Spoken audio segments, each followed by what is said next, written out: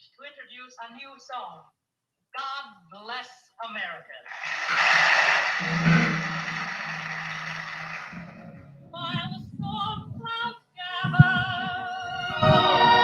far across the sea,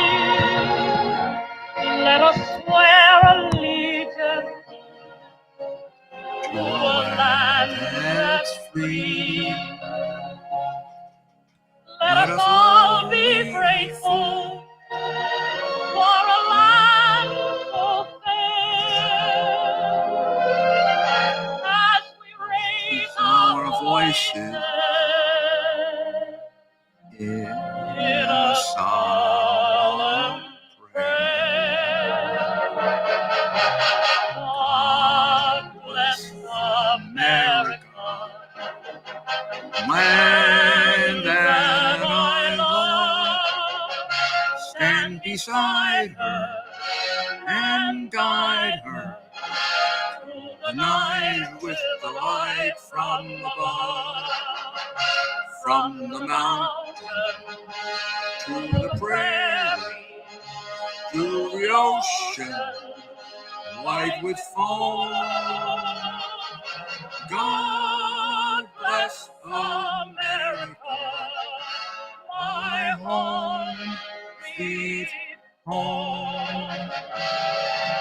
God bless America, land that I love. Stand beside her and guide her through the light with the light from above. From the mountains to the prairies, to the ocean, white with foam. God bless America,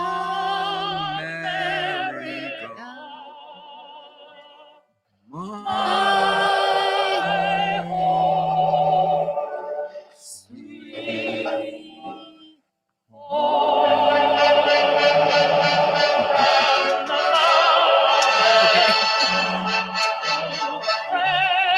And now we get to hear Kate Smith's real voice.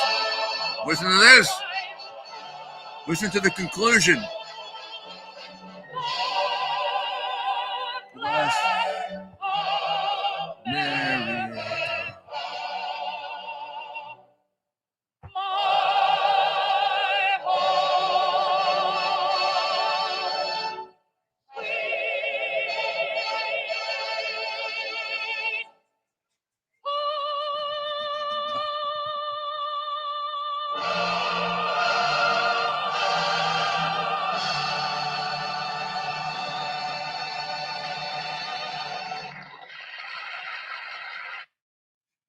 Well, as far as I can tell, that was, I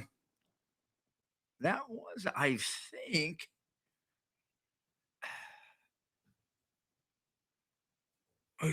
that was, well, that was her original singing of it. The song was written in 1918 by Irving Berlin, and it was a song for the First World War.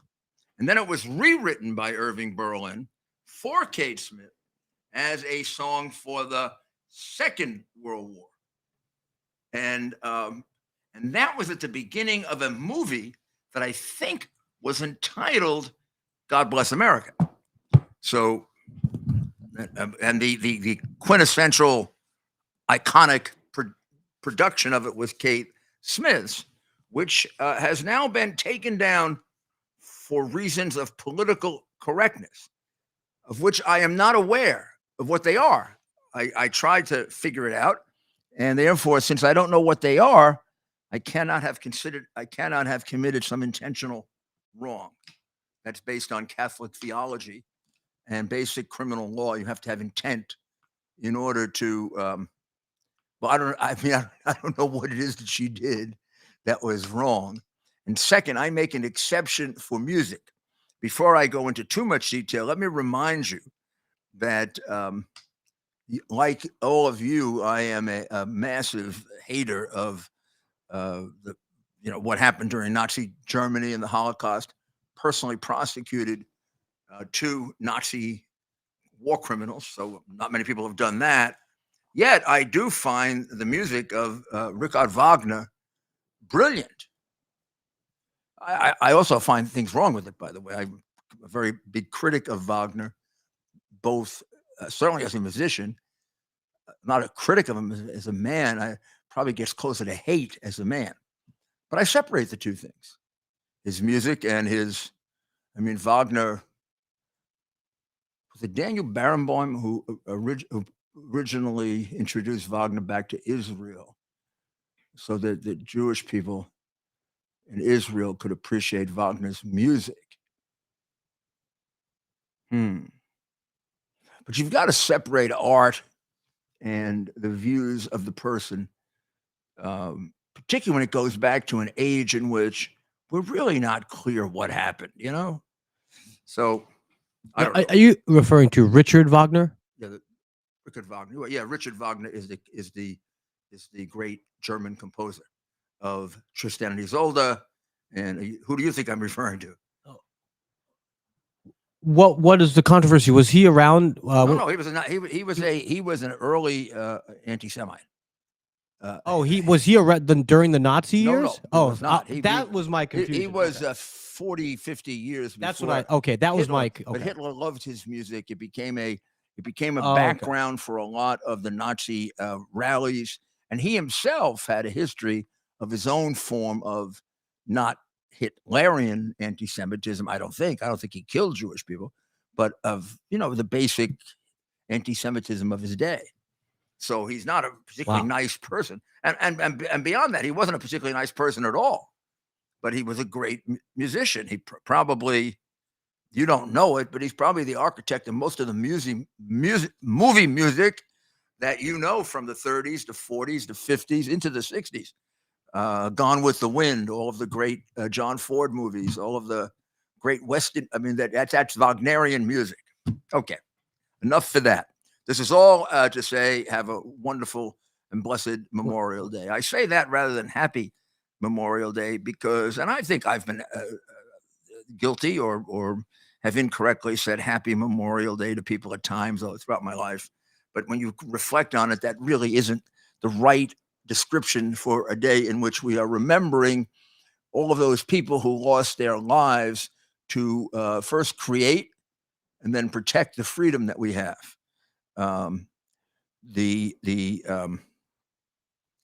The Memorial Day celebration began really right after the Civil War, and it's debatable as to what the original ceremony was. But one story has it that in one of the towns in Virginia, after the Civil War, the Southern ladies came out and decorated the graves of both not only the Confederate dead but the Union dead. And then wait, excuse me. The widows of the Confederate. Well, we don't know. Yeah, the women in the town, the southern town, the Confederate town. Can't remember the name of it. I think it was Virginia. They went and decorated the graves, not only of their dead, but of the Northern dead, of the Union dead, which then. And now, was it done earlier in the North, or was it done simultaneously in the North? It was done very quickly in the North also, and it took on its own sort of thing where people would decorate the graves every Memorial Day, which was always located somewhere near the end of May. And finally, it was made into a national holiday and what it is today. And the president lays a wreath and again, part of the ceremony is decorating the graves of the people who died to serve us. And it used to be called Decoration Day, and now it's called Memorial Day. And the whole fascinating. The whole use of poppies comes about from a poem that was written. about the Battle of Yipes in World War One by John McCrae, a Canadian Army officer. And the poem is in Flanders fields, the poppies blow between the crosses, row on row. And that song, that song was picked up by an American and became the basis for the distribution of poppies, both in Canada, England, by the Royal British Legion, and by the American Legion. And that's where the poppy becomes part of the tradition of Memorial Day. All of that is to say, do not forget that on Monday and all of this weekend, and you can do it anytime this weekend, or all of this weekend, as far as I'm concerned, which is to remember in prayer and action when you can. If you can go to a ceremony of some kind, that would be very nice. But the ceremony can also be a personal one with a prayer of thanksgiving to God for having given us these men and women who fought for our freedom, and then some reflection on the fact that freedom is not given freely. Freedom requires sacrifice, because human beings are imperfect, and human beings are prone to being good and bad and evil at times. And those who are not good either are jealous of the freedoms that others have, or find it dangerous, or find it threatening to their ability to dominate. And throughout the history of the world, there's been a fight against freedom, an attempt to eliminate freedom. There always seems to be groups in the world organized under certain hateful ideologies that want to eliminate freedom, so that singular individuals or groups of individuals can be controlling autocrats, dictators, kings, pharaohs, monarchs, whatever. Now we have it with communism as the main protagonist, as well as some of the insane religious groups, Islamic religious groups, and not to mention much smaller groups.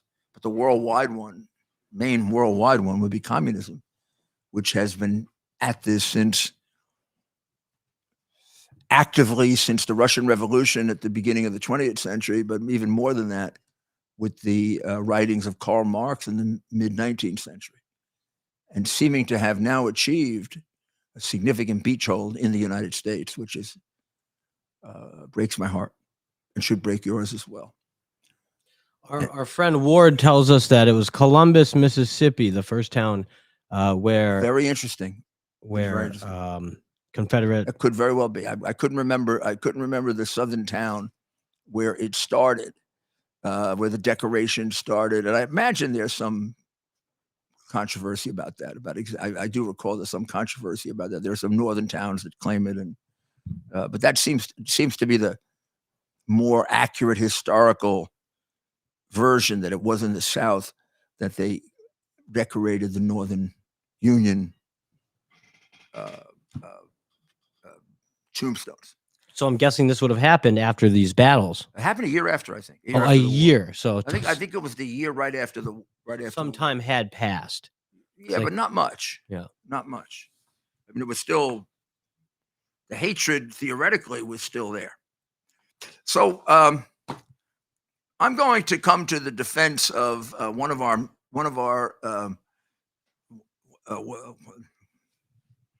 mediums through which we reach you. Sure. Of which we are enormously grateful, and that's Twitter. And I'm very, very upset at the criticism of Twitter over what were alleged to be, the mistakes made during the announcement of Ron DeSantis. Okay, so they made mistakes. This is a new technology, Twitter switch, is it called? Twitter switch, which I guess Twitter Spaces, which is kind of like a very large chat box, I guess. Now I'm a faux expert, so which means a phony expert, or I'm a partial expert. So don't ask me to explain Twitter Spaces, but I do think it's a smaller, limited group that can be allowed in order to accomplish the purpose of this general overall press conference chat or whatever. Now, we come to you on Twitter Live, and we are extraordinarily happy with Twitter Live. It served us very reliably and very well now consecutively for almost 9 months. Our audience has grown exponentially because of the way in which it's presented, because it's presented very, very professionally and very, very well. So that just 2 nights ago, I'll show you this because I'm not sure people will believe it. This was the, I'm not even sure if it's the final number, but it was close to the final number of viewers that we had just on Twitter. And that number says 687,000. I don't know if you can see it. Hold that up, Mayor. Okay, see it right there, 687,000. Zoom in. I'm gonna zoom in. Yeah. Zoom in on that number. Now, big number. It's a big number on Twitter. So that's a very, very big number on Twitter, and they certainly it was flawless. By and large, our presentations on Twitter are flawless, as they are on Getter, as they are on YouTube, as they are on Rumble, and as they are on Facebook and Twitch, which we're on all of them. Right now, Getter can't hear the colors, but Getter is working on it. And at this point, Getter has to become part of Restream, which it is working on right now. And within a very, very short period of time, you'll be able to get the same integrated broadcast. What we do now is the whole first group, I'll actually show you, are communicated to through this microphone with a background microphone right here. So that's the main group of Twitter, YouTube, Facebook, Rumble. They're all part of that. Getter is a separate microphone, a separate camera right there. Hello. And microphone right here. And that should be fixed by next week or the week after, in which case it'll be all one. And therefore, some of the programming, like the phone calls, are not completely accessible to Getter at this point, but they will be. And by the time we get to streaming, which we will be doing shortly, which means we'll have people on camera remotely, you'll be available. You'll be able to see that as well. And Getter personnel have been extraordinarily helpful in getting that done, as have all of the personnel. And therefore, right now, the defense is for Twitter, but I would defend all of them on that respect. And people should have patience. These are all new technologies. We should be thankful they're available. They weren't available 10 years ago. Just think of what this does for free speech. I mean, just think of that. And my goodness, somebody who wants to give it a religious or spiritual interpretation could say that God helps us invent these things just when we need them, right? If we ever needed this is the time we need it in our history. We are right now going through the biggest assault on our right of free speech. If you don't say what the government and the Biden administration wants you to say, they're going to find a way to punish you in some way. They may punish you indirectly and socially through social media. They may punish you through the sense in the establishment groups that you're an outcast, or that there's something really wrong with you, or if you support Donald Trump, for example, they may think of you as being emotionally disturbed and sick. And in doing that, they try to prohibit and limit and reduce free speech. And then, of course, they directly do it when they do things like have all these rules for what you can say and can't say. For example, I don't know if you still can criticize the advice that was given that was totally incorrect and life-threatening with regard to the pandemic. But people were put off the air for that. Doctors from the major medical schools in the country doctors whose opinions otherwise would have been taken enormously seriously, they were just cut off. You would think that these people who did it would have some humility when it turns out they were completely wrong. But there's no humility anymore. Look, I mean, look at the Democrat Party and all the crooks at the top of that party. They were dead wrong about Russian collusion. They haven't apologized for it. Pulitzer hasn't taken back the Pulitzer Prize for having written false stories. That's ridiculous. The New York Times and the Washington Post have Pulitzer Prizes for having written stories that are patently false, proven by about $150 million worth of investigation. What kind of world do we live in? It's called phony. So Twitter, you did a good job.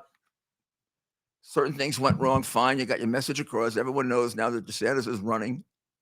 If some of them hold it against him that he did it wrong, he'll make up for that one way or another. And it's probably made up for the fact that it's getting more attention and more talking about than is normally the case. And then we can get on to the more important things like who has the better ideas, who's better in a position to save this country, from my point of view at least. Who's more loyal? Who's older? More experienced? Shall we? Who's done better in business? Yeah, right. Who's built bigger Who's buildings? won the presidency already? Right. Who's served as president? Who's been in the White House? Who's got some Who experience? created a peace agreement in the Middle East? Right. Who supported who? Who helped who get elected? Who created the best economic numbers for minorities in the United States? Got us out of many wars, foreign policy Who experience. kept us out of war for 4 years, only to have us brought right back into it as soon as we elected a Democrat? Like a major conflict, not just like a baby boy conflict. Like Russia. Well, first of all, according to the Chinese, COVID is back. I'm very nervous. This is being done for the election. I have to tell you, sorry. I admit that could be a conspiracy theory.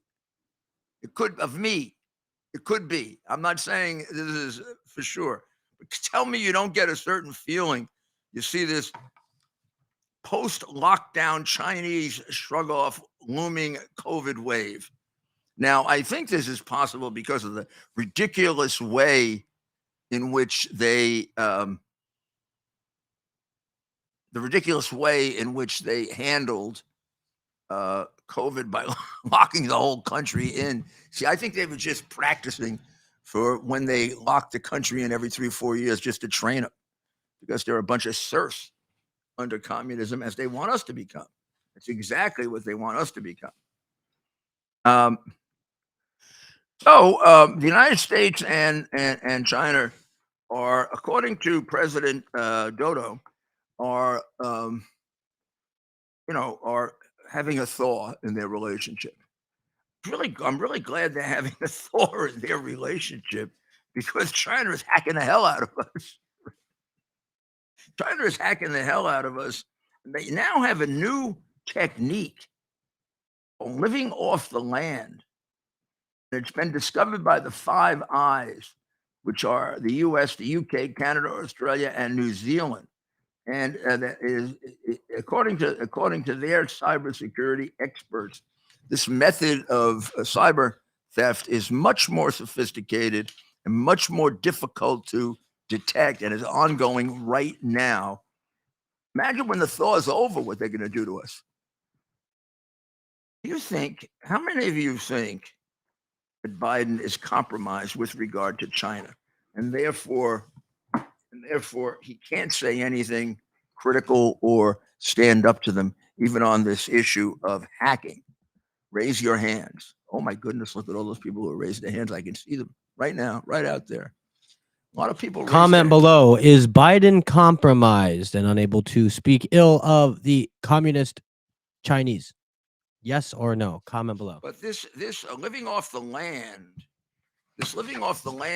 issue is a big one, and it's one that is going to have to take a great deal of reorganization on the part of our intelligence services, so that we can deal with the newest Chinese technology and the newest ways in which they're hurting us. The debt ceiling is, of course, extraordinarily important. The country could come to an end if we go above the debt ceiling. It wouldn't be as bad as climate change, but almost as bad as climate change. And all kinds of things could happen. You won't be able to breathe. Your house will disappear like like if it was a tornado. Janet Yellen's hair will come out of her head. And Biden will become articulate. All these things will happen as a result of.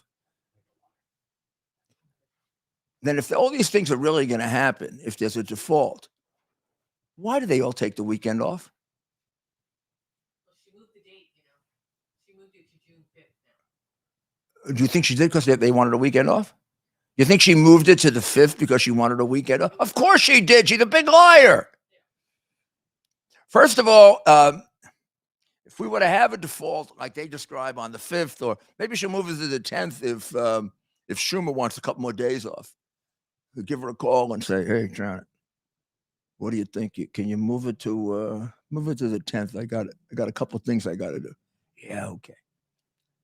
By the way, we wouldn't be out of money until somewhere like to the extent that we are out of money, which is sort of an accounting thing.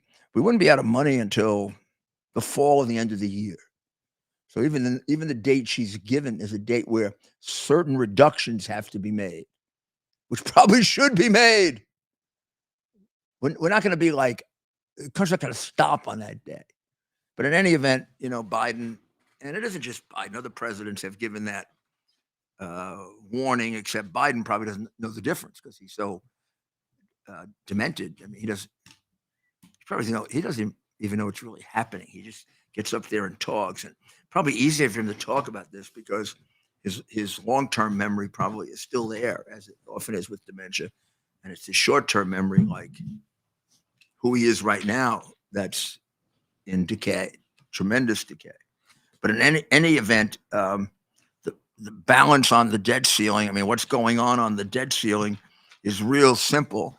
Biden wants the debt ceiling just approved with no further action, no restrictions on any further spending to either prevent this kind of massive debt to accrue, to be incurred, so that we don't just keep repeating it and repeating it. Biden wants to be able to do it, without any restraints. Republicans want to, one, put restraints on future spending, and also do that by reducing present spending. And the debate back and forth is, number one, will the Democrats agree to that at all? If the Democrats don't agree to that, will Republicans block the legislation in an effort to get some kind of reduction ultimately? And then if the Democrats are willing to deal, if Biden is willing to deal, which now seems like he is, how much of a reduction? Is it just going to be window dressing, or is it going to be substantial? Is it going to be a process that becomes greater and greater over a period of time? And then one final big issue, which I'm very, very glad was inserted in this, because it brings me back to my own history, and that is workfare. McCarthy wants workfare introduced for all the government giveaway programs so that people work for a living and don't lose the work ethic. That is critical to stemming the growth of our socialist government, in which, we have more people paying taxes than not. We may end up having more people working than not. We've got people paying more than half of what they earn to the government, which is, as far as I'm concerned, that makes you a socialist government. The minute the majority of your wages goes to the government, you're working for the government, not for you and your family. And we've just substantially changed the nature of our way of life in our country. But all of that is up in the air. What will the final result be? Since, as far as I can tell, Biden blinked on the idea that he is willing to do some reductions, think the chances become greater that we get a deal. But then again, we have Republicans in the House who are considered to be the more conservative Republicans. He calls them, when he pronounces it correctly, MAGA, MEGA, MEGA, MUGA, MAGA, Papa, Baba, Pop, Pre-MUGA, Baga, Pro, whatever he calls them, I bet he doesn't know what it stands for. Wouldn't it be great to do a quiz of Biden? Like, you remember when Jesse Waters, there was somebody before Jesse, he would go out and he'd take his, I have a microphone right here. He would take his microphone and he would say, ma'am, who was the first president of the United States? Barack Obama.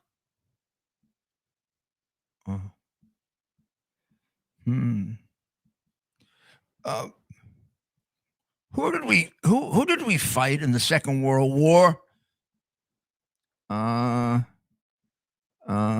China. Okay. All right.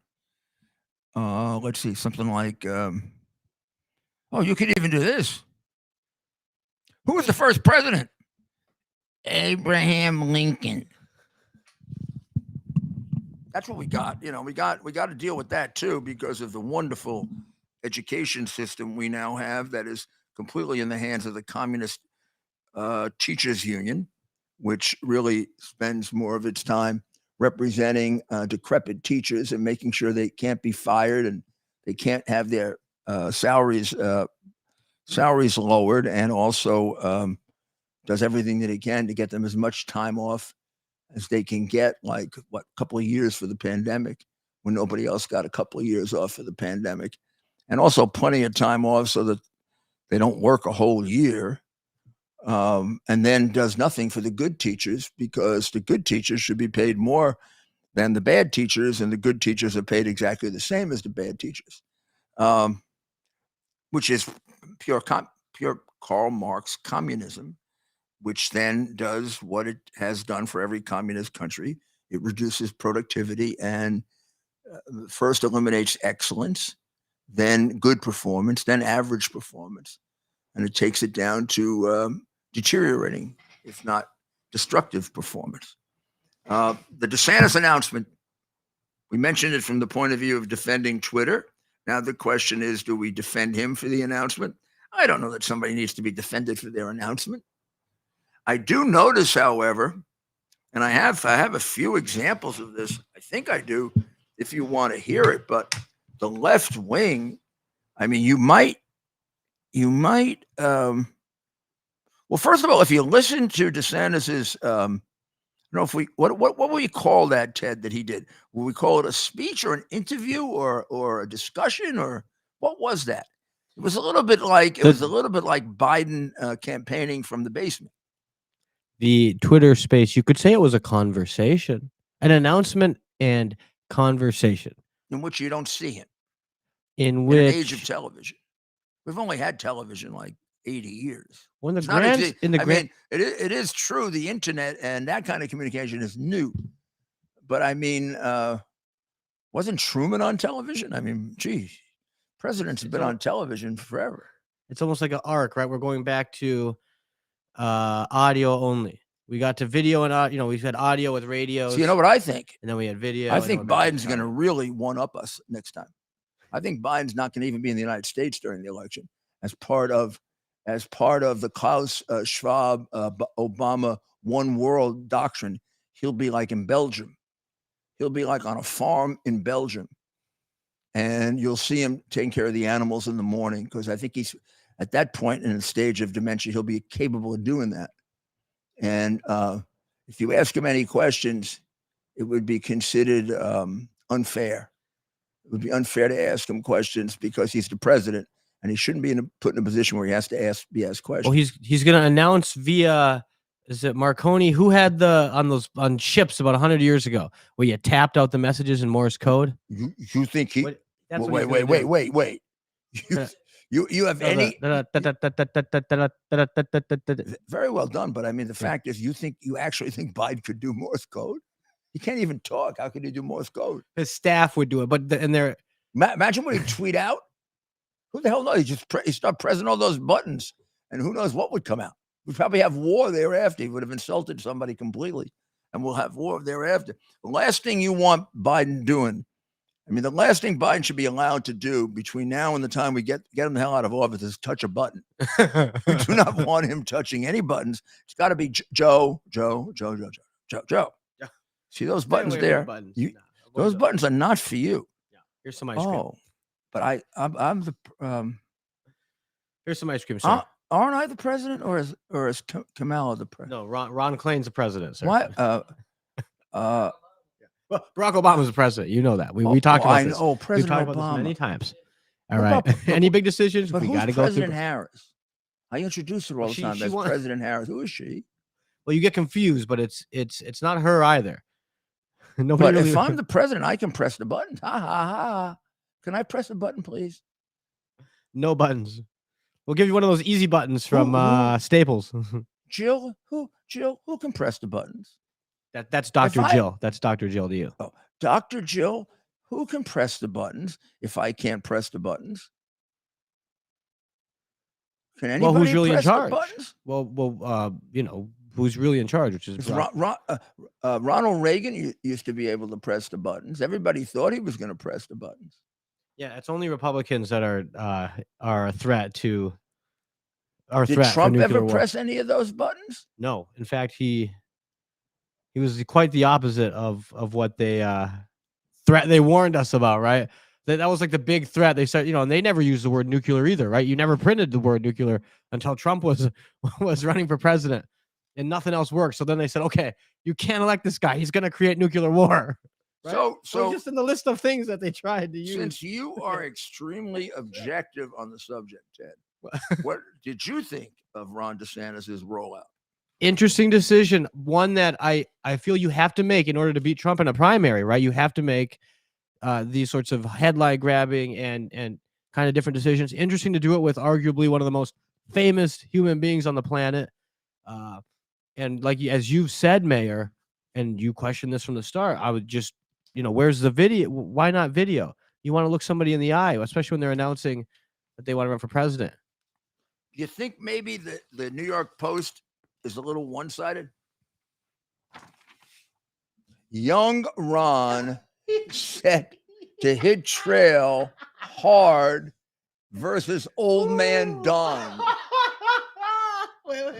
You think maybe the New York Post is a little biased? Oh, no. Young That's Ron. wrong. They didn't do him like that. Wow.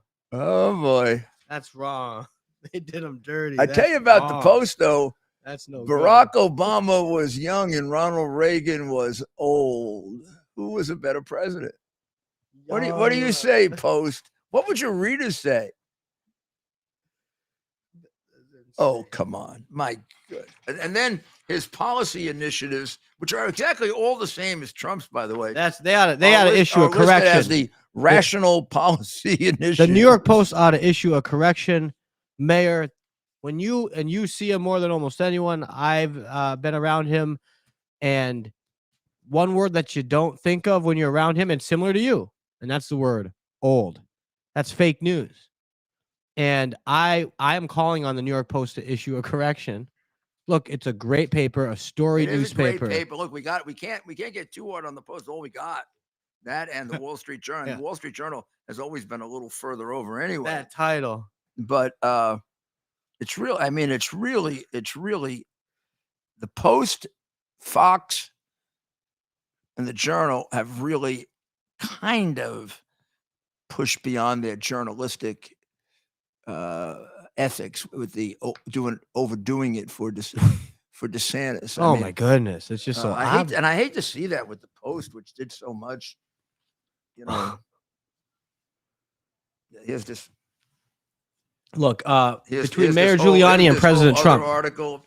you two could outwork anyone. Bowing down and bowing down at the altar of Ron DeSantis, and okay, well, he is very far behind. So, did he make any ground up in the? What did polling show us? Let's see what some of the recent polls today. Well, meanwhile, let me say that the House is moving forward demanding from the FBI the bribe files, and more information has been put out on the bribe files. And it is exactly the transaction that I thought it was.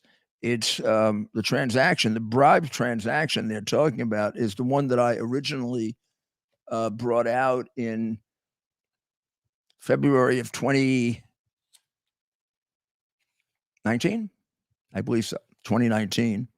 And it is the money that was used to fix the case against Burisma. Now, who was Burisma? Burisma was the company for whom Hunter and Biden and his partner Devin Archer were being employed at a salary of $800,000 a year, or $1.6 million a year, for doing virtually nothing and for no expertise in the energy industry.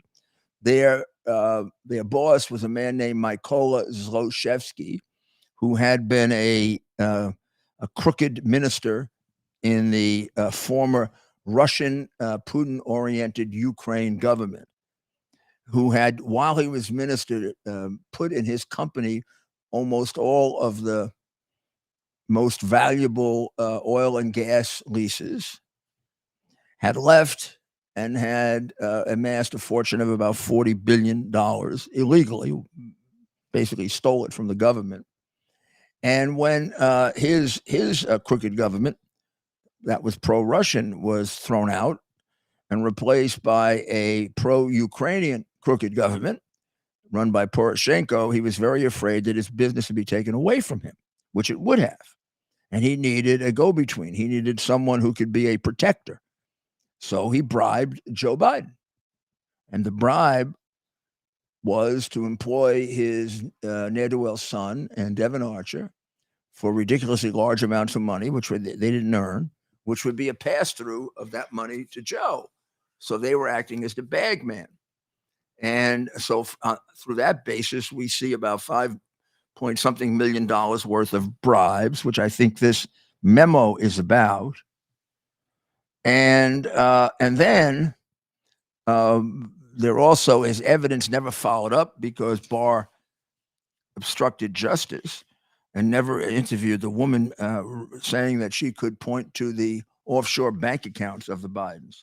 So how much of that this IRS agent has, I don't know, but I do believe he has the key bribery evidence.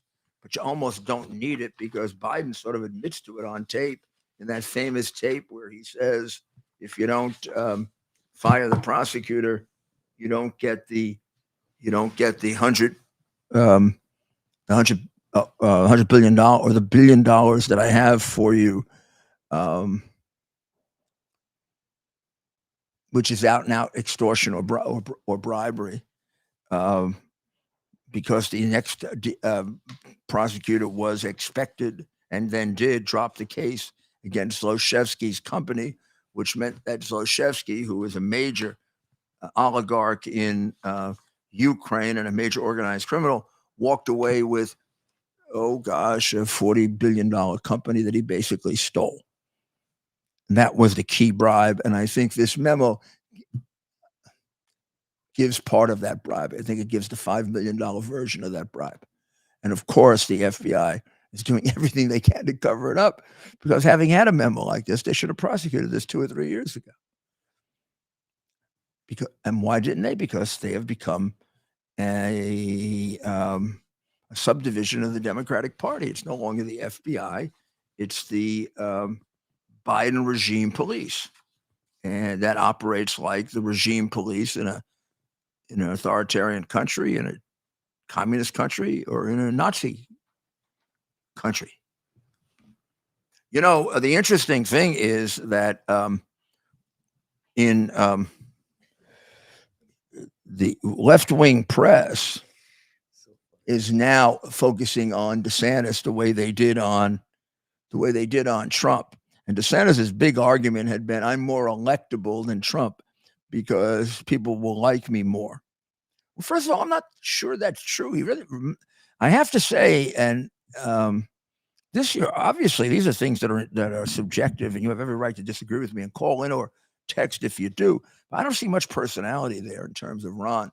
I campaigned for him in 2018 when I was sent there by Trump. And that's really, isn't that an odd thing? Sent there by Trump to bail him out because he was losing.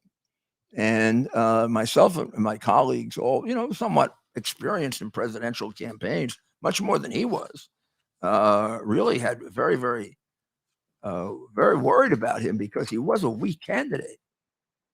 He doesn't have a great voice and he doesn't have a great presence, and he's not a particularly inspiring speaker. And he was getting, if not beaten, he was being tied by a very flawed candidate. And this is before Trump actually kind of pulled off a miracle, and by endorsing him, took him back from about a 29% deficit to Adam Putnam, who was the congressman in the next district who was beating him. So, I mean, one given fact that you've got to all deal with is he owes his governorship, the first term would be no second, well, the first, to Donald Trump. And is that what's your personal code of ethics? You run against somebody like that.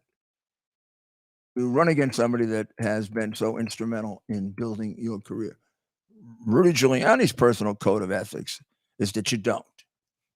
Unless you can really say in good conscience, you're so darn necessary to the country. And since Trump has already done all the things that DeSantis says he's going to do, I don't know how DeSantis justifies the fact that he'd be so much better for the country. DeSantis tells us he's going to bring peace to the world. Trump did. DeSantis says he's going to lower taxes. Trump did. DeSantis says he's going to get the lower middle class to start working again. Trump did.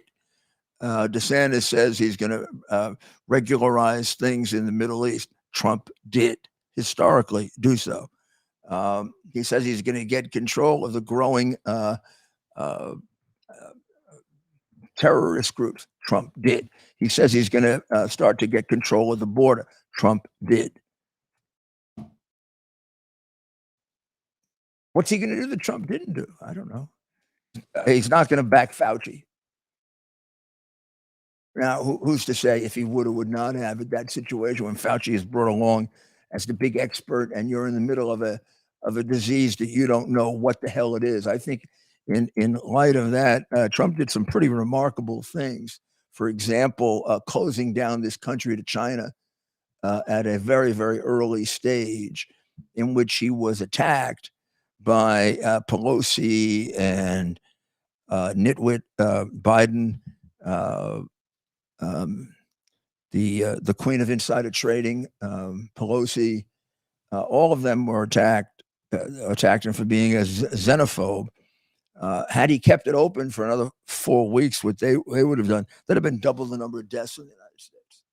Because, I mean, there's no question that disease was spread by the Chinese deliberately sending their people around the world with big emphasis on the U.S. in order to kill us in the same way that they send ethanol here in order to kill us, which is accommodated very, very much by and expanded very much by Biden's open border. So let's see if we get a little flavor of how the press, the crooked press, is now covering DeSantis on the chance that he might be the Republican presidential candidate. This is Abby Phillips on the previously Clinton News Network, now known as the Communist News Network. Challenge with doing an event like this, if you are Ron DeSantis and you're trying to present an image of a competent campaign that has its advanced work done, that knows how to put together a smooth running event, which is a kind of microcosm of a smooth running campaign, doing it in this format always introduced a huge amount of risk. And what's happening now is that instead of talking about what Ron DeSantis is running on and how he's running, what his campaign looks like, people are going to be talking about how this event went. And there is such a thing as negative attention. And he's right now getting a lot of negative attention, and that's probably going to continue. And it's probably not going to be undone by anything that is said later tonight in a more traditional format. his difficulties in running a campaign indicate that he's going to have difficulties being president. If that is true, then Biden's inability to have a campaign indicates that he just wouldn't be president, which he wasn't. I mean, the woman is a left-wing dope because she doesn't even realize how she's talking about the Biden campaign. They ran a cynical campaign, but they ran a totally ridiculous campaign. They hid the candidate. That's not a campaign to win the presidency of a democracy. That's a candidacy to manipulate and take advantage of the electorate of a democracy and accomplish the result our founding fathers always feared, that you could manipulate the majority if you were willing to engage in false practices. I mean, but notice now all the criticism of him, right?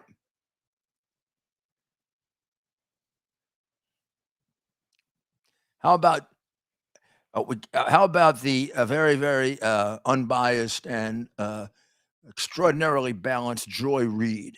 What DeSantis is trying to do, and probably why he was like, oh, I'll launch on Twitter Spaces, is to prove that like he's young and Biden is like old. But Biden literally trolled the heck out of him right into the middle of their glitch. Like Biden, Dark Brandon gave him the business on Twitter. This is humiliating. This is beyond humiliating, and it was so predictable. You know, first of all, we've been saying that he's failed to launch, so it reminds me actually of the movie Failure to Launch. And this is so indicative That wasn't funny. of who he is. You know, we know that he doesn't have the personality to be president of the United States. And so this just shows once again that he's so out of touch with people. And look, he spent the last 5 years here in the state of Florida trying to get to this MAGA extreme base while taking away freedoms here in the state of Florida. And so there's just so much to unpack from today and the last 5 years under Ron DeSantis. But this failure to launch and Elon being part of it, it just is a perfect bow. They're not even saying anything. Start unpacking it. She said there's so much to unpack, Mayor. She didn't say anything. That was a minute of nothing. We heard nothing there. I learned nothing. Anger and hatred. Yeah, but like as if you would think it was Trump. Extreme MAGA base. Like what does that mean? Extreme MAGA base, like in people Florida. Who extremely want to make America great again. Yeah, extreme. What terrible She says people. It as if they're People terrorists. Who want to make America great again because they want to bring America down. I mean, isn't it really amazing that the president of the United States makes it like a curse? Yeah. They're trying to be use part it. of Make America Great Again. Yeah. But then this is the same guy that tells you that our biggest threat is white supremacy.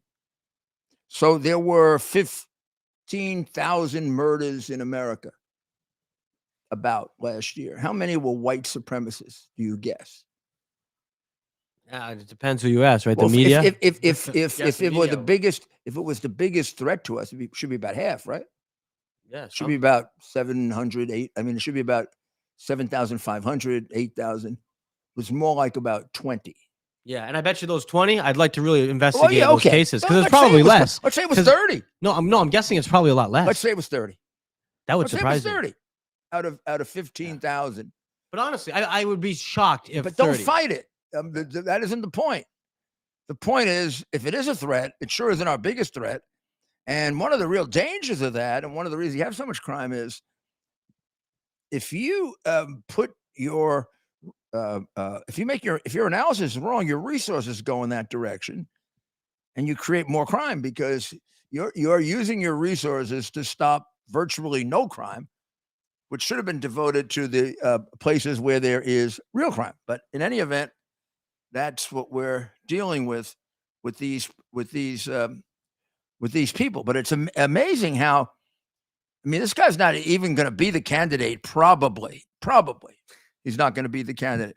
And they're just in case they're trying to destroy him, right? Just in case. I must say. And then one of them says, Elise Jordan says it makes no sense to launch campaign on Twitter. Musk is more famous than him. So what? So what?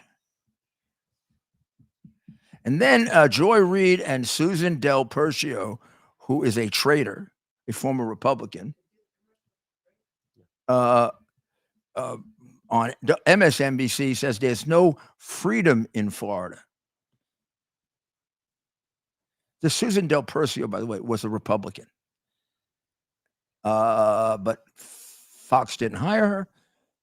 So now she's a Benedict Arnold. What parents and regular people, normal people understand is, hang on a second. I'm raising my kid. I take my kid to my doctor. And then you're going to tell me you're going to take my kid because you don't like the medical decisions I'm making? You're going to tell my kid they can't read books. You're going to tell my Black child they can't read a book about Black history? Really? You're going to tell them they can't take a Black history? You're going to tell my female child they can't take history about women? You're going to tell my Jewish child they can't learn about the Holocaust because you don't like it? This isn't freedom. This is not a freedom agenda. This is a do what Ron DeSantis tells you to do. The state owns you agenda. Who does he think that's going to attract? Well, I think Michelle was spot on when she said that DeSantis misunderstood his the election results for 2022. He really didn't get at what was driving people. It was nothing. They didn't show up. I mean, there was a big difference. 900,000 fewer votes cast on the Democratic line. Correct. From 18 to 2022. Correct. So people maybe didn't come out so much. They didn't come out against him, but they didn't come out for him either. Do you understand that? I mean, I'm not gonna be insulting and say they're two nitwits. I'm not gonna say that. I don't understand it. I don't want to say that, but I mean, it is true that I'm playing that not for the purpose of arguing with what they're saying or not saying. I mean, I obviously disagree with what they're saying. I'm playing it to show you that the idea that that by the time they're finished with DeSantis, he'll be any different than Trump is a fiction. In fact, it's possible he'll be worse because he doesn't seem to have the same massive skills that Trump has in fighting back and counterpunching, which, that's the thing you should understand about Trump is he does best when he's behind, which is why I'm nervous right now. I'm admitting it. Trump is one of the best counterpunchers in politics. All great politicians are actually, in many ways, better counterpunchers than they are on offense. And almost all politicians are better when they're behind. Great ones, when they're behind than when they're ahead. Very similar to great boxers. You tend to get, I'm not going to say lazy. You tend to, a little bit intellectually lazy in the sense you don't push yourself as hard to analyze things, and you begin to believe everything's going to go right. When you're not sure everything is going to go right, you examine it much more carefully and you come up with better strategies. If you've got the capacity to do that, if you're not able to remember that you're in Cambodia and think you're in Colombia, well, then of course you can't do that. Or when you think your son died on the battlefield in Iraq, and even though you've been told 3 times that that's not true, and you keep repeating it, then you can't do that. And then you actually shouldn't be president of the United States unless you're surrounded by a group of people that are traitors to the country and really don't care if the president has the mental capacity to do the job, which describes his cabinet and his family. Joe Biden, we're talking about. Shall we go to a commercial break with our friend who was so articulate last night, Kirk? Faith and family, freedom and finance are 4 things that we would do anything to protect. I trust the team at Kirk Elliott, PhD, Private Advisors, with providing the advice and sound strategies to take advantage of the inflationary pressures, the high interest rates, and the international challenges we face today. The Kirk Elliott team, with over 29 years of experience, shares our values and believes in people over profit. They can help you protect your finances from the big government policies that are out of our control. So what's in our control?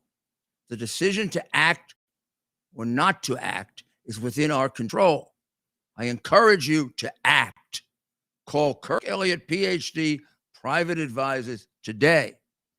Start working with a team that will help you protect your retirement assets with gold and silver while sharing your desire to protect your faith, family, and freedom. Call them today, 720-605-3900. That's 720-605-3900, and tell them Rudy sent you.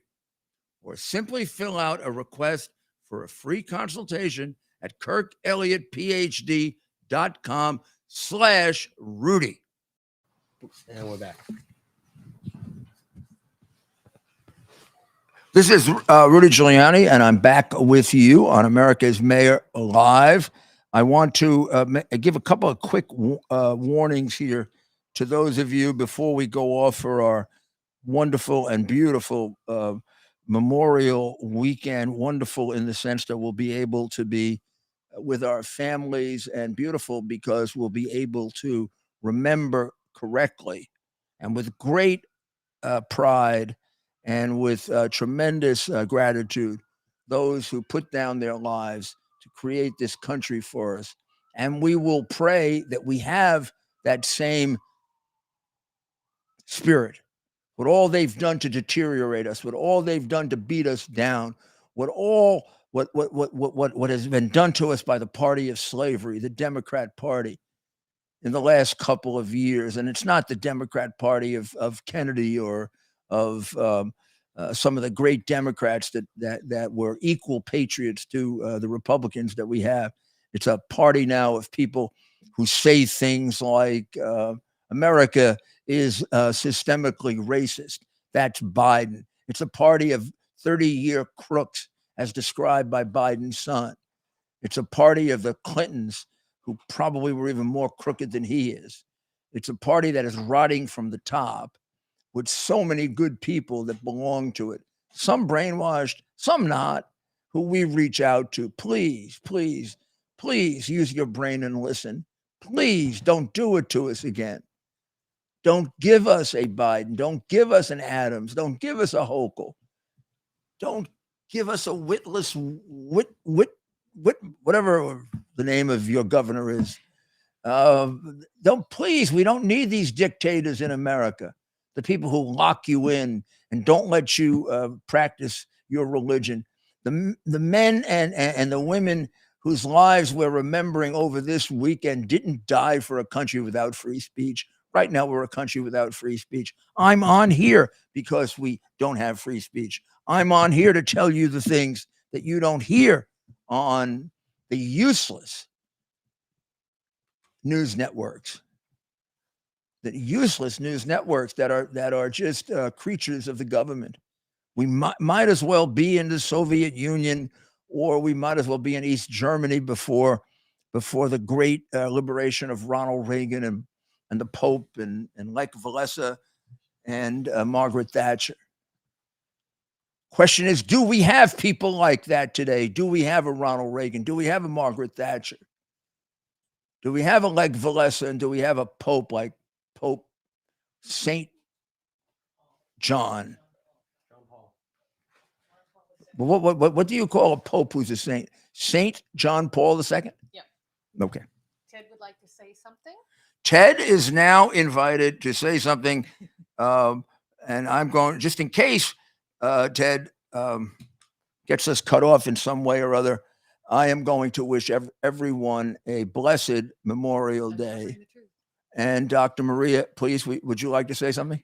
Tune in to Uncovering the Truth on Sunday, 10 a.m. by going to wabcradio.com. And you will also have the distinguished presence of Dr. Maria, who adds a great deal of intellect, intelligence, and common sense to this show.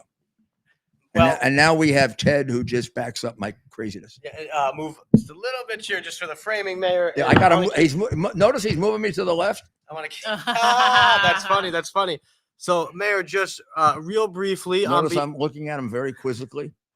On behalf Yeah, I know what's of coming your, up. I said nothing about this. You did not. And on behalf of millions of your supporters and fans across America and around the world, and all of us here, and everyone that's been with us on our network, we want to wish you a very, very happy birthday to a man who has dedicated his entire life, your entire life, really.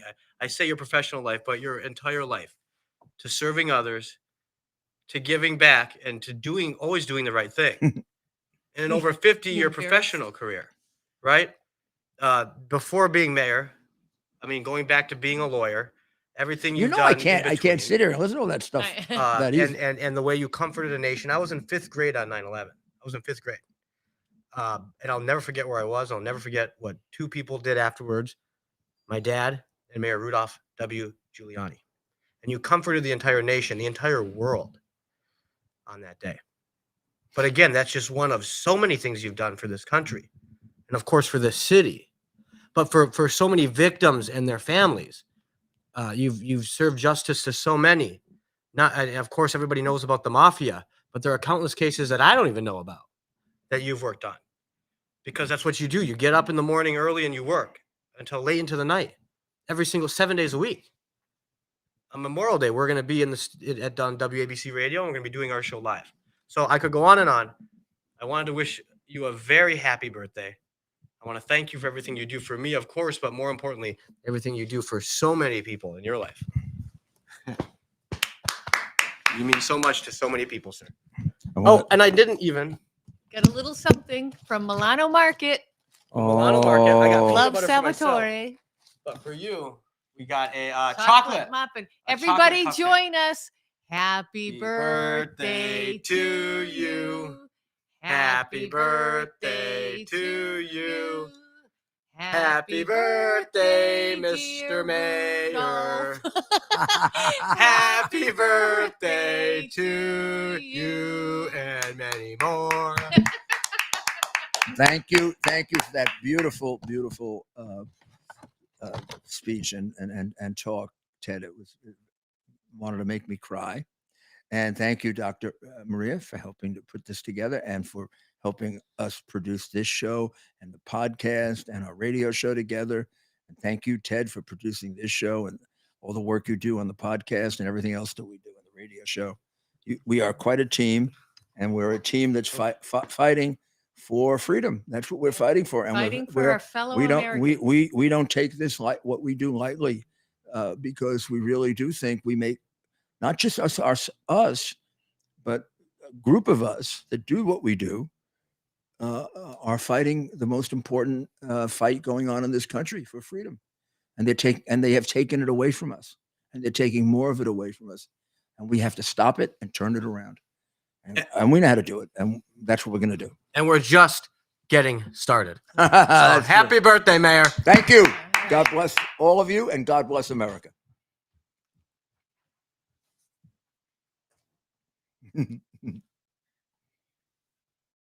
Our purpose to bring to bear the principle of common sense and rational discussion to the issues of our day.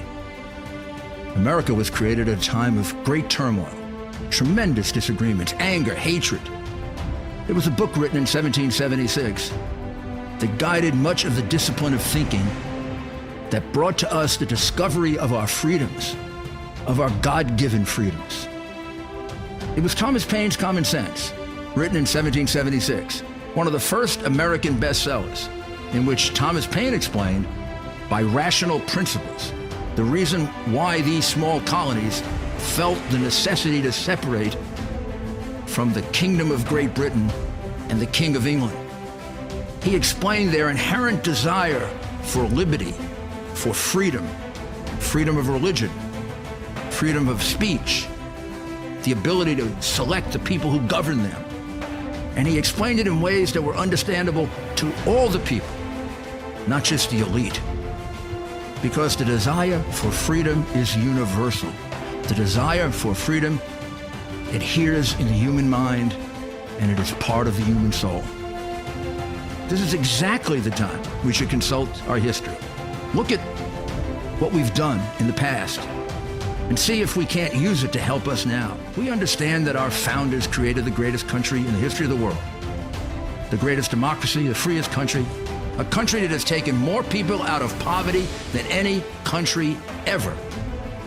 All of us are so fortunate to be Americans. But a great deal of the reason for America's constant ability to self-improve is because we're able to reason, we're able to talk, we're able to analyze. We are able to apply